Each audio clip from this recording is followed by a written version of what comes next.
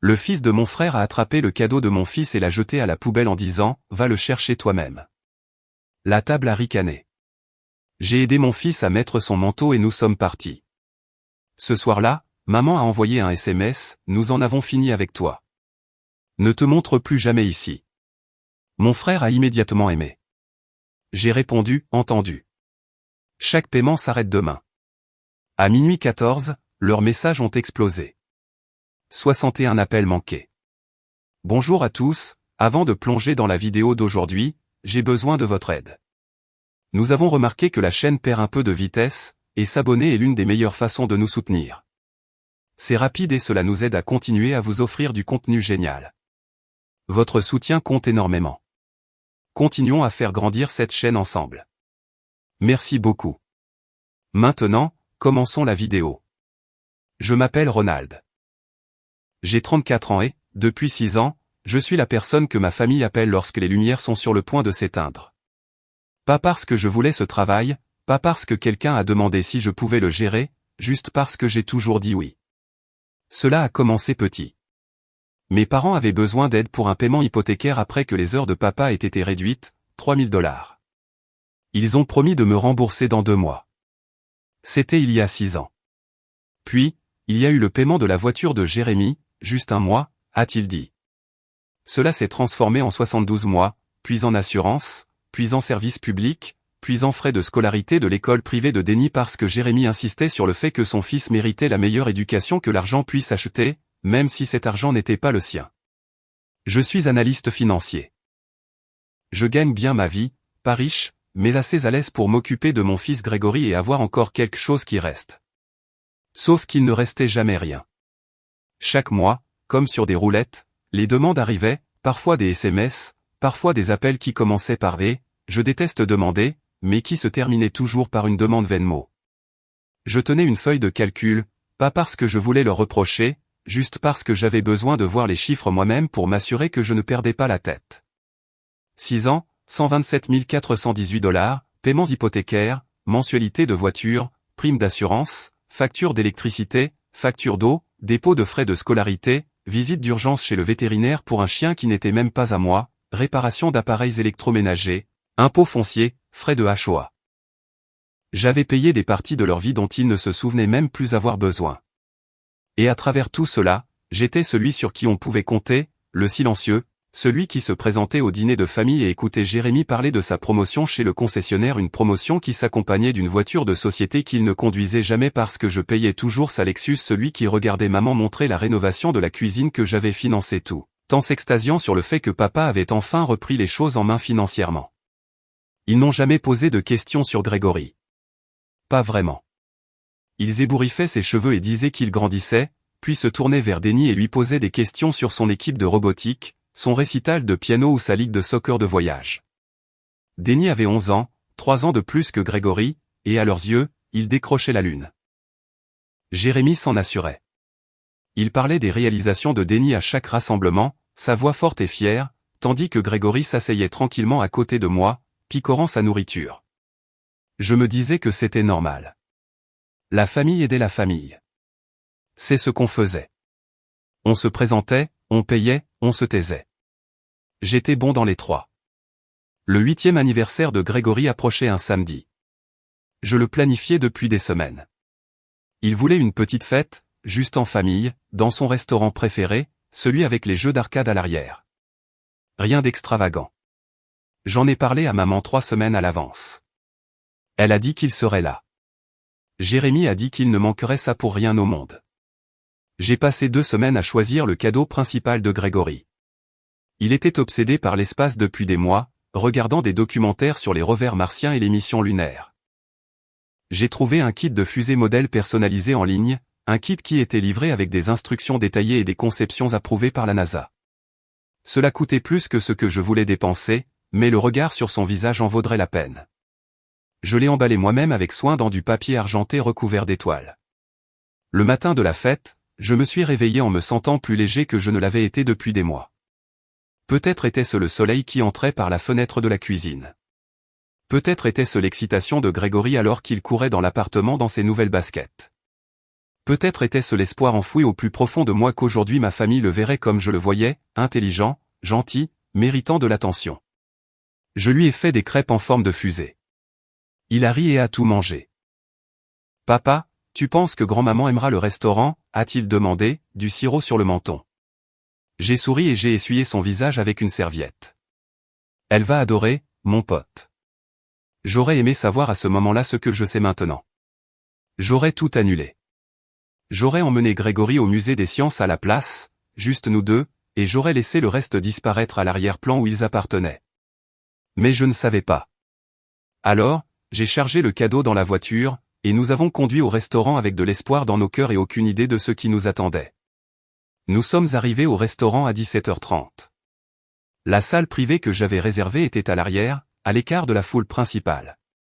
Des ballons, des serpentins, un petit gâteau avec une fusée sur le dessus. J'avais tout commandé moi-même, payé moi-même, installé moi-même. Les yeux de Grégory s'écarquillèrent quand il vit ça. Papa, c'est génial. J'ai mis ma main sur son épaule et j'ai ressenti quelque chose qui ressemblait à de la fierté. Maman et papa sont arrivés 10 minutes plus tard. Maman a rapidement serré Grégory dans ses bras, puis s'est immédiatement tournée vers moi. Jérémy est en retard.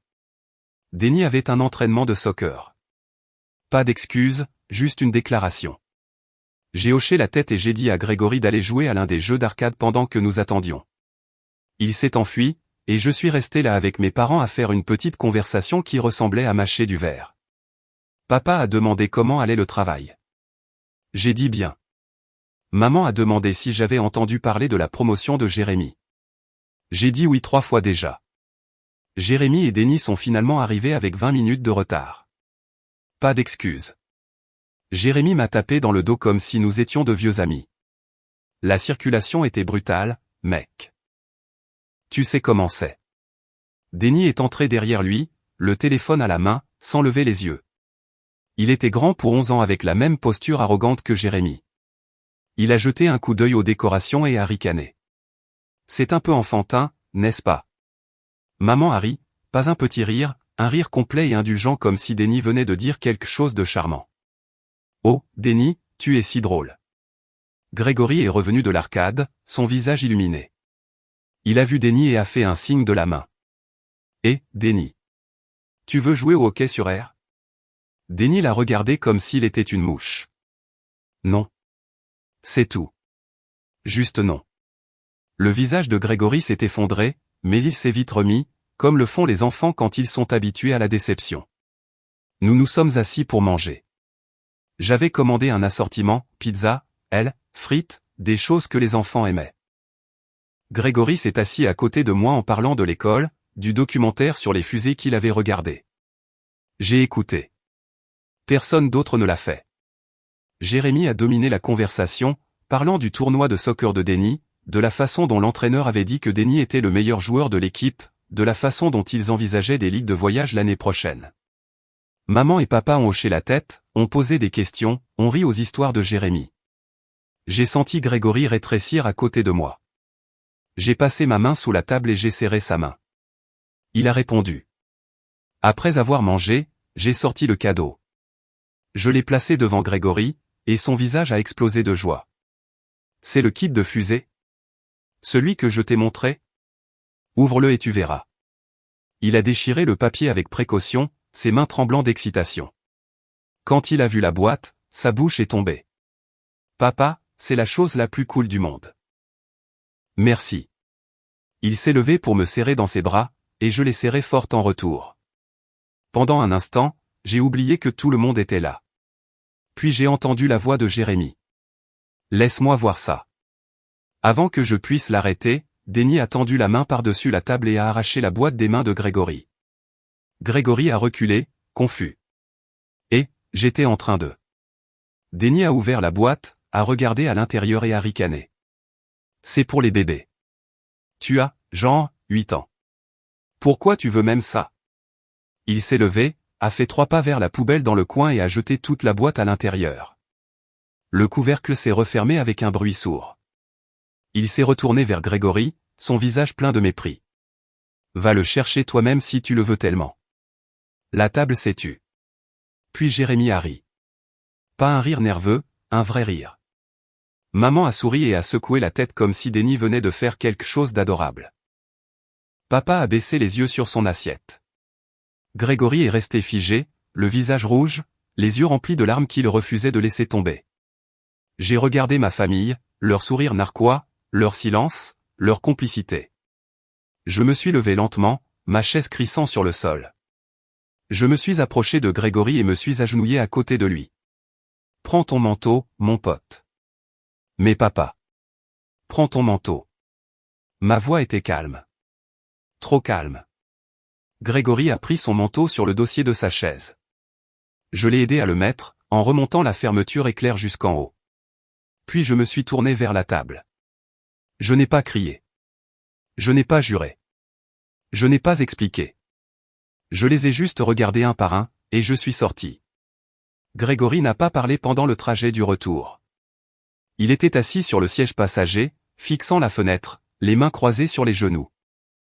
Je n'arrêtais pas de le regarder, essayant de trouver les mots, mais tout ce à quoi je pensais semblait trop petit pour ce qui venait de se passer. Lorsque nous sommes arrivés à la résidence, il a finalement parlé. « Je suis désolé, papa. » J'ai coupé le moteur et je l'ai regardé. « Désolé pourquoi ? » « Pour t'avoir fait partir. Je sais que tu voulais rester. » J'ai senti quelque chose se briser à l'intérieur de ma poitrine. J'ai tendu la main et j'ai mis ma main sur la sienne. « Tu n'as rien à te faire pardonner. Rien. Tu me comprends ? » Il a hoché la tête, mais je voyais qu'il ne me croyait pas. Nous sommes entrés. Je lui ai dit de se préparer pour le lit, et il l'a fait sans discuter. Je me suis assis sur le canapé dans le salon sombre, mon téléphone à la main, fixant l'écran vide. Je n'arrêtais pas de rejouer le moment, le rictus de Denis, le couvercle de la poubelle, le rire de Jérémy, le sourire de maman, la façon dont ils étaient tous assis là comme si de rien n'était, comme si l'humiliation de mon fils était une blague qu'ils pouvaient tous partager.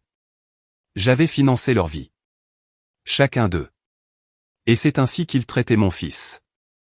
J'ai pensé à toutes les fois où j'avais dit oui, toutes les fois où j'avais viré de l'argent sans poser de questions, toutes les fois où j'avais absorbé leurs problèmes pour qu'ils n'aient pas à se sentir mal à l'aise. Et en retour, ils ne pouvaient même pas défendre un garçon de 8 ans à sa propre fête d'anniversaire. Mon téléphone a vibré. Un SMS de maman. Nous en avons fini avec toi.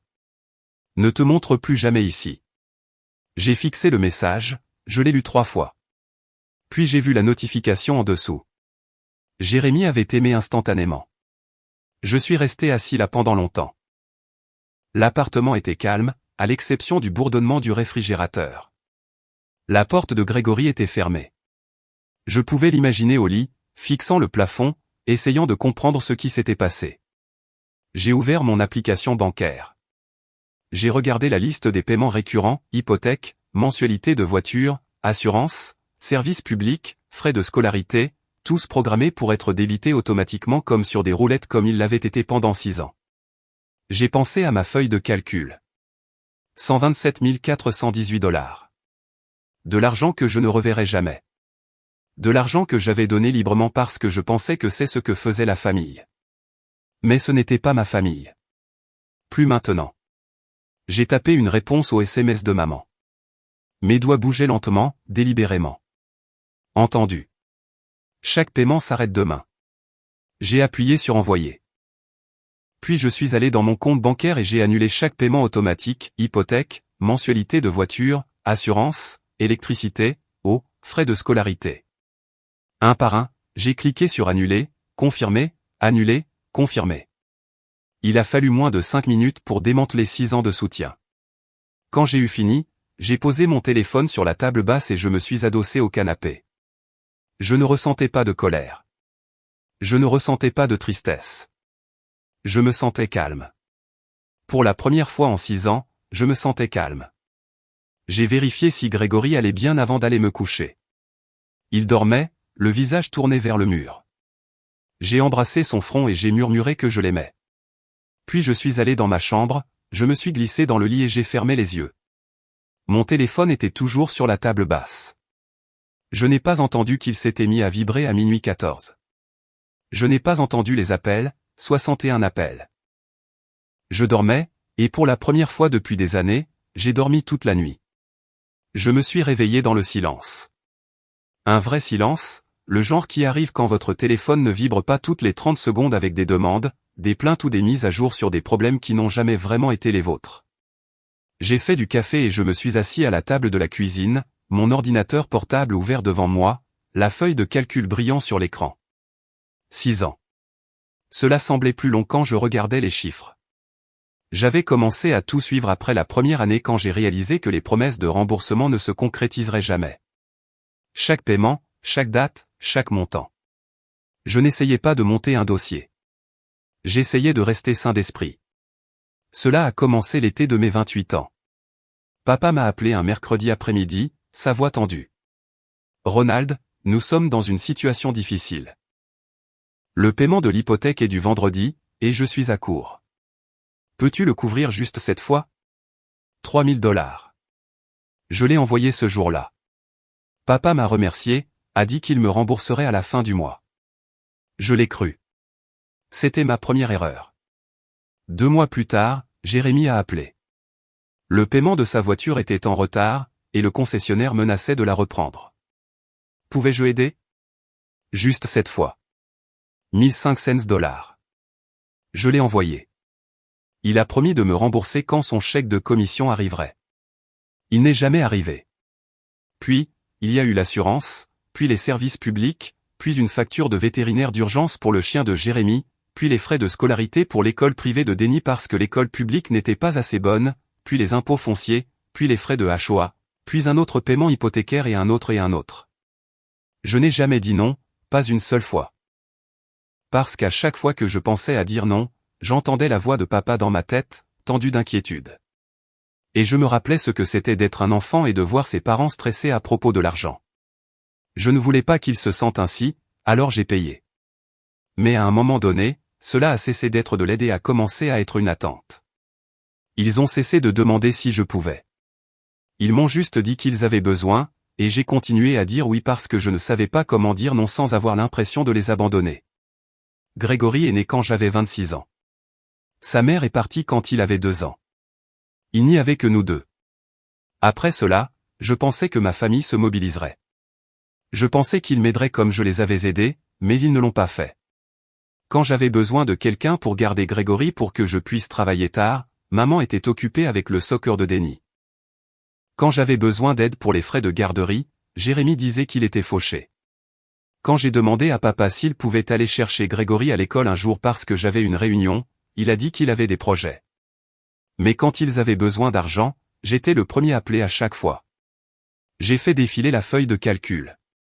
Paiements hypothécaires pour la maison de mes parents, 48 000 $ sur 5 ans.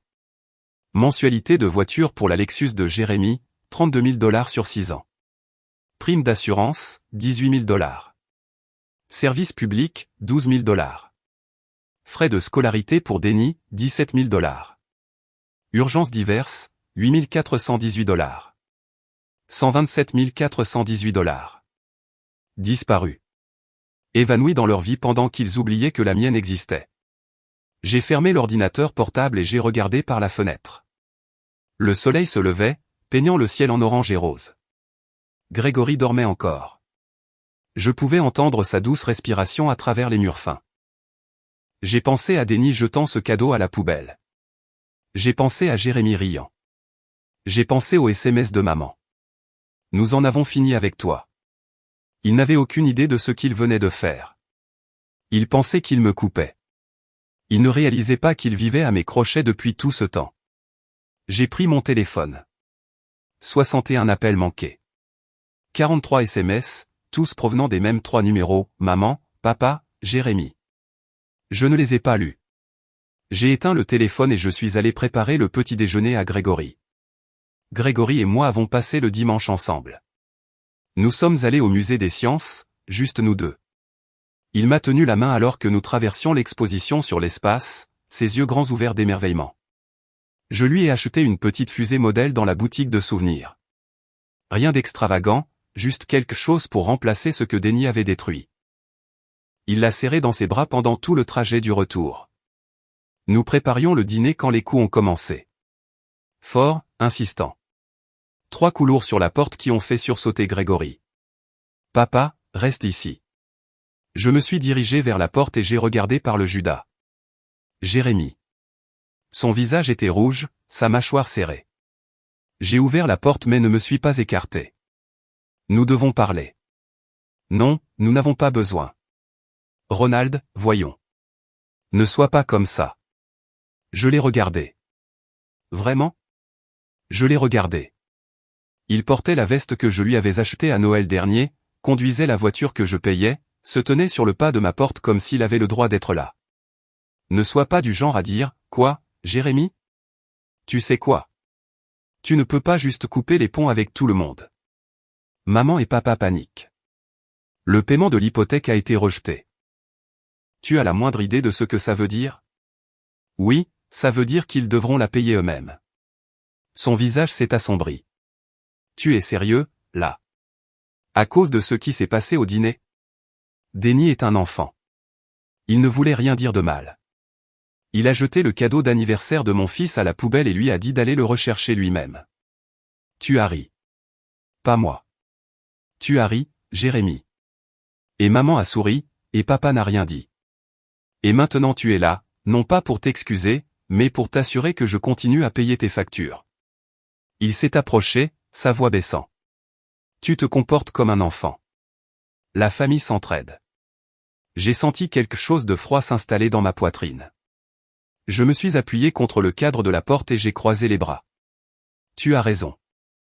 La famille s'entraide. Alors, à quand remonte la dernière fois que tu m'as aidé? Il a cligné des yeux. Quoi? À quand remonte la dernière fois que tu m'as aidé, Jérémie? Pas demander de l'argent. Pas emprunter mon temps. Aider. Il a ouvert la bouche, puis l'a refermée. J'ai continué. Je paie ton crédit auto depuis 6 ans, ton assurance depuis 5. J'ai couvert l'hypothèque de maman et papa 47 fois. J'ai payé les frais de scolarité de Denny, ses frais de soccer, ses cours de piano. J'ai viré de l'argent pour des urgences qui n'en étaient pas. Et en retour, j'ai pu voir mon fils se faire humilier à sa propre fête d'anniversaire pendant que vous riez tous. Ce n'est pas ça, la famille, Jérémie. Rentre chez toi, Jérémie. Ronald, rentre chez toi et dis à maman et papa que s'ils veulent parler, ils peuvent m'appeler, mais j'en ai fini d'être la banque. J'ai claqué la porte à son nez. Il est resté là un moment. Je pouvais voir son ombre à travers le Judas. Puis j'ai entendu ses pas s'éloigner dans le couloir. J'ai verrouillé la porte et j'ai appuyé mon front contre elle, le cœur battant. Grégory était debout dans l'embrasure de la porte de la cuisine, la fusée miniature toujours dans ses mains. Est-ce que l'oncle Jérémie est fâché contre nous? Je me suis approché et me suis agenouillé devant lui. L'oncle Jérémie est perdu, mais ce n'est pas ton problème, d'accord? Il a hoché la tête lentement, puis m'a serré dans ses bras. Je l'ai serré en retour et j'ai senti le poids de 6 années commencer à s'alléger. Mon téléphone a sonné 10 minutes plus tard. Maman. J'ai laissé la messagerie vocale prendre l'appel. Puis papa, messagerie vocale. Puis Jérémie à nouveau, messagerie vocale. Ils ont appelé 6 fois de plus ce soir-là. Je n'ai pas répondu une seule fois. À 21h, j'ai reçu un texto de maman. Tu es en train de détruire cette famille. Je suis resté longtemps à fixer le message. Puis j'ai répondu, je l'ai maintenue unie pendant 6 ans. Vous l'avez détruite en 6 secondes. J'ai bloqué les 3 numéros. Puis j'ai mis mon téléphone en mode silencieux, j'ai bordé Grégory dans son lit et je me suis assis sur le canapé dans le noir. Pour la première fois depuis des années, j'ai eu l'impression de pouvoir respirer. Le lundi matin est arrivé, et je suis allé travailler comme si rien n'avait changé. Mais tout avait changé. J'étais assis à mon bureau à analyser des rapports financiers pour des clients, et je ne pouvais penser qu'à mon propre rapport financier, celui qui montrait exactement combien j'avais donné et combien peu j'avais reçu en retour. Pendant le déjeuner, j'ai rouvert mon tableur. Mais cette fois, je n'ai pas seulement regardé les chiffres. J'ai commencé à rassembler des documents, relevés bancaires, confirmation de virement, demande par texto, courriel avec des objets comme service rapide et besoin d'aide urgent. J'avais tout gardé, non pas parce que j'avais l'intention de l'utiliser, mais parce que je suis un analyste. Je documente tout. 6 années de documentation. Chaque paiement avait une demande correspondante. La plupart étaient des textos. Quelques-uns étaient des appels que j'avais confirmés par écrit juste pour être sûr. Je les ai relus un par un, et j'ai réalisé quelque chose que je n'avais jamais vu auparavant. Il ne disait jamais merci. Pas vraiment. Il disait « merci, mec » ou « t'es le meilleur » sur le moment, mais c'était toujours accompagné de la demande suivante. Merci d'avoir couvert l'hypothèque. Tu peux aussi m'aider avec la facture d'électricité? T'es le meilleur. Tu crois que tu pourrais gérer le paiement de la voiture ce mois-ci aussi? Merci est devenu une transition, pas une conclusion. J'ai commencé à tout organiser dans des dossiers, hypothèque, paiement de voiture, assurance, services publics, frais de scolarité, divers. Chaque dossier contenait des relevés bancaires montrant les virements, des captures d'écran des demandes par texto et des confirmations par courriel. Quand j'ai eu fini, j'avais une image financière complète de leurs dépendances. Puis j'ai fait quelque chose que je n'avais jamais fait auparavant. J'ai calculé les intérêts.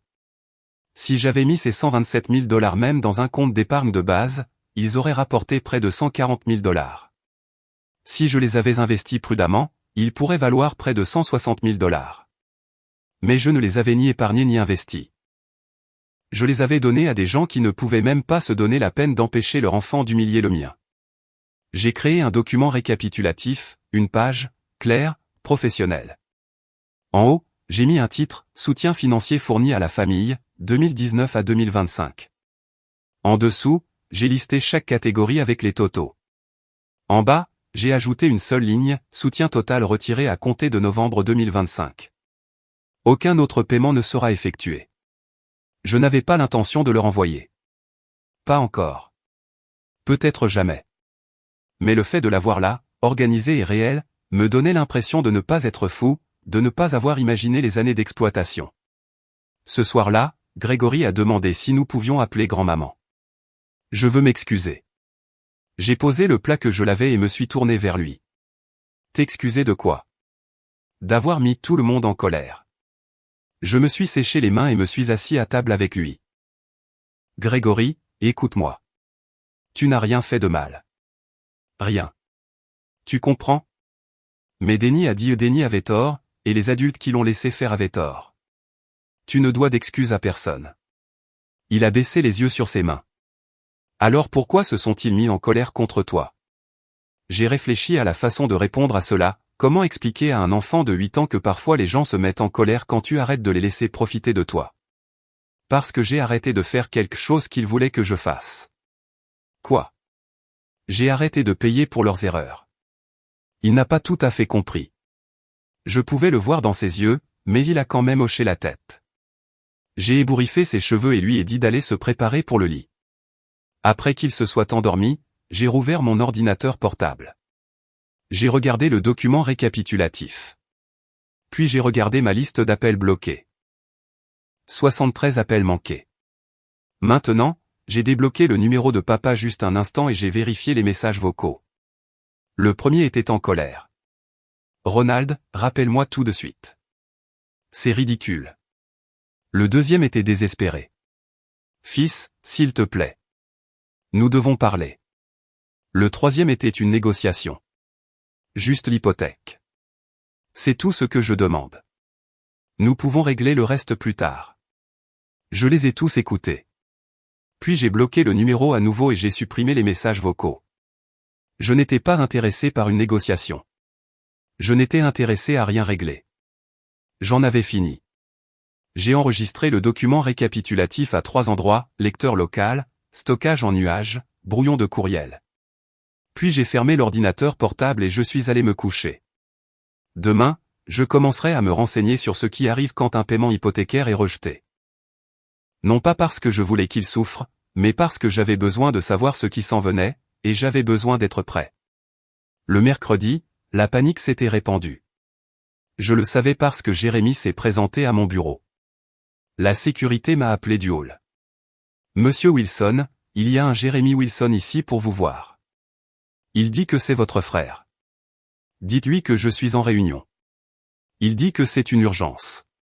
Ce n'en est pas une. Veuillez lui demander de partir. Il y a eu une pause, puis des voix étouffées. Puis l'agent de sécurité est revenu à l'appareil. Il s'en va, monsieur, mais il voulait que je vous dise que votre père est à l'hôpital. Mon estomac s'est noué. J'ai remercié l'agent et j'ai raccroché. J'ai fixé l'écran de mon ordinateur, le cœur battant. Puis j'ai appelé l'hôpital directement. J'ai demandé mon père par son nom. L'infirmière a confirmé qu'il avait été admis ce matin. Douleur à la poitrine. Il faisait des tests, mais il était stable. J'ai demandé si je pouvais lui parler. Elle m'a transféré. La voix de papa était faible, mais claire. Ronald, j'ai entendu dire que tu es à l'hôpital. Est-ce que tu vas bien? Il pense que c'est le stress. Il me garde pour la nuit. Le silence s'est étiré entre nous. Ta mère est très bouleversée. Je suis sûr qu'elle l'est. Ronald, s'il te plaît. C'est allé trop loin. Vraiment? Vous allez laisser votre famille tout perdre à cause d'une fête d'anniversaire? Je me suis adossé à ma chaise et j'ai fermé les yeux. Papa, tu te souviens du 4e anniversaire de Grégory? Quoi? Le 4e anniversaire de Grégory. J'ai demandé si toi et maman pouviez venir. Tu as dit que tu avais le tournoi de soccer de Denny. Je ne son 5e anniversaire. J'ai demandé à nouveau. Tu as dit que tu aidais Jérémy à déménager, Ronald, son 6e anniversaire. Je ne vous ai même pas invité parce que je savais que tu dirais non. Son 7e anniversaire, vous êtes venu, mais vous êtes parti tôt parce que Denny avait un récital. Et cette année, son 8e anniversaire, Denny a jeté son cadeau à la poubelle, et vous n'avez rien dit.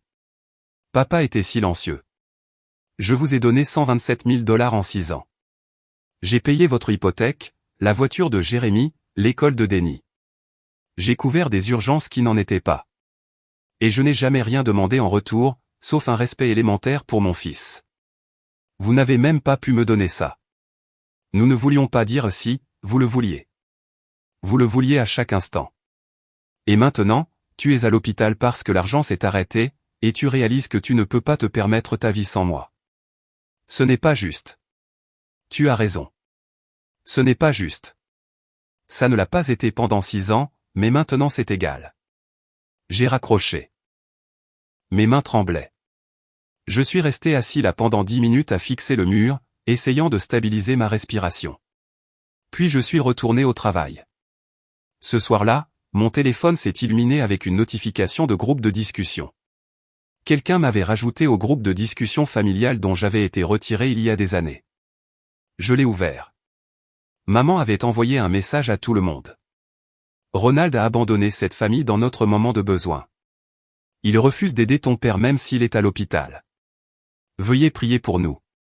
J'ai regardé les réponses affluer, tante, oncle, cousin, tous exprimant leur choc et leur déception, tous dirigés vers moi. Puis Jérémy a envoyé un message. Ronald a toujours été égoïste. Maintenant, tout le monde peut le voir. J'ai lu chaque message. 43 au total. Pas une seule personne n'a demandé ma version. Pas une seule personne n'a remis en question pourquoi j'avais arrêté d'aider. Ils ont juste cru le récit que maman et Jérémy avaient élaboré. J'ai pris une capture d'écran de toute la conversation. Puis j'ai ouvert le document récapitulatif que j'avais créé. Je l'ai joint à un message et je l'ai envoyé au groupe de discussion. Le message était simple. Voici un enregistrement complet de chaque paiement que j'ai effectué à cette famille au cours des 6 dernières années. Total, 127 418 $. J'ai arrêté les paiements après que mon fils a été humilié à sa fête d'anniversaire, et on m'a dit que nous en avions fini. Vous êtes les bienvenus à tirer vos propres conclusions. J'ai appuyé sur envoyer. Puis j'ai mis le groupe de discussion en mode silencieux et j'ai posé mon téléphone face contre table. Grégory faisait ses devoirs dans sa chambre. Je suis allé voir comment il allait. Il a levé les yeux et a souri. J'ai eu un A à mon quiz de sciences. C'est super, mon grand. Je suis fier de toi. Merci, papa. Je suis resté dans l'embrasure de la porte pendant un moment, juste à le regarder. Il allait bien, était heureux, n'était pas dérangé par le chaos qui tourbillonnait autour de nous. C'est tout ce qui comptait. Je suis retourné dans le salon et j'ai pris mon téléphone. 114 nouveaux messages dans le groupe de discussion. Je ne les ai pas lus. J'ai quitté le groupe, j'ai bloqué le numéro et j'ai supprimé l'application. Puis j'ai commandé une pizza, et Grégory et moi avons mangé le dîner sur le canapé en regardant un documentaire sur l'espace. Il s'est endormi avec sa tête sur mon épaule. Je l'ai porté jusqu'à son lit, j'ai embrassé son front et j'ai chuchoté que je l'aimais. Le lendemain matin, je me suis réveillé avec un courriel de la banque de Jérémy. Sa voiture avait été saisie. Je ne me sentais pas coupable. Je ne ressentais rien. 2 mois se sont écoulés. Je n'ai pas eu de nouvelles de ma famille directement, mais j'en ai entendu parler. Une cousine m'a contacté pour s'excuser. Elle avait vu le tableur. Elle ne réalisait pas à quel point je couvrais les dépenses. Elle a dit que maman et papa avaient dû vendre la maison. La voiture de Jérémy avait disparu. Denis avait dû être transféré à l'école publique. Je l'ai remercié de m'avoir contacté, mais je n'ai pas approfondi. Je n'étais pas intéressé par les mises à jour. Je n'étais pas intéressé par une réconciliation. J'étais intéressé à construire une vie qui n'incluait pas des gens qui me voyaient comme une ressource plutôt qu'une personne. Grégory s'est épanoui. Ses notes se sont améliorées. Il s'est joint à un club de robotique à l'école. Il s'est fait des amis, de vrais amis, des enfants qui l'ont invité à des fêtes d'anniversaire et à des soirées pyjama. Je l'ai emmené à chaque événement. J'ai applaudi à chaque présentation. J'étais présent d'une manière que je n'avais pas été lorsque je passais constamment mon temps à éteindre des feux pour des gens qui ne l'appréciaient pas. Nous avons déménagé dans un appartement plus grand, 2 chambres, un vrai bureau pour moi, un balcon avec vue sur la ville. J'avais épargné pendant des années, mettant de côté ce qui restait après avoir payé les factures de tout le monde. Maintenant que les paiements avaient cessé, il me restait plus que je ne le réalisais. Assez pour déménager, assez pour respirer. Un soir, j'étais assis sur le balcon à regarder le soleil se coucher sur les bâtiments quand Grégory est sorti et s'est assis à côté de moi. « Papa, je peux te demander quelque chose ? » Toujours. « Est-ce qu'il te manque, grand-maman et grand-papa ?» J'y ai pensé. Vraiment pensé. La personne que je pensais qu'ils étaient me manque, mais la personne qu'ils sont réellement ne me manque pas. Il a hoché la tête lentement, assimilant. Tu penses qu'on leur manque ? Je pense que ce que je leur donnais leur manque. Je ne pense pas qu'il nous ait jamais vraiment vus. Il est resté silencieux pendant un moment, puis il s'est appuyé contre mon bras. Je suis content que ce ne soit que nous. J'ai mis mon bras autour de lui et je l'ai serré contre moi. Moi aussi, mon grand. Moi aussi. Une semaine plus tard, j'ai reçu une lettre par la poste. Pas d'adresse de retour. Je l'ai ouverte avec soin. À l'intérieur se trouvait une seule feuille de papier, écrite à la main. Ronald, je sais que tu ne répondras pas à mes appels. Je sais que tu nous as bloqués, mais j'ai besoin que tu saches que je suis désolé. Pas parce que nous avons perdu la maison ou parce que Jérémy a perdu sa voiture. Je suis désolé parce que nous t'avons pris pour acquis. Nous t'avons traité comme une banque au lieu d'un fils et d'un frère. Nous avons laissé Denis blesser Grégory, et nous ne l'avons pas empêché. C'était mal. Je ne m'attends pas à ce que tu nous pardonnes. Je ne m'attends même pas à ce que tu répondes, mais j'avais besoin de le dire. Maman.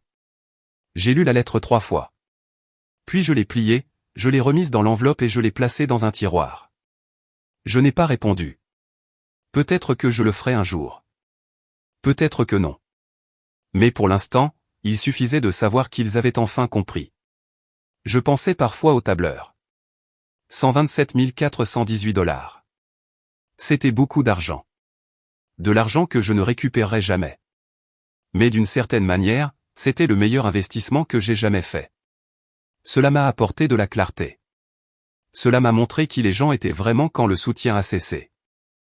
Cela m'a appris que parfois, la chose la plus aimante que l'on puisse faire est de laisser les gens faire face aux conséquences de leurs choix. Grégory et moi avons commencé de nouvelles traditions, des crêpes le samedi matin, des visites au musée le dimanche, des soirées cinéma le mercredi.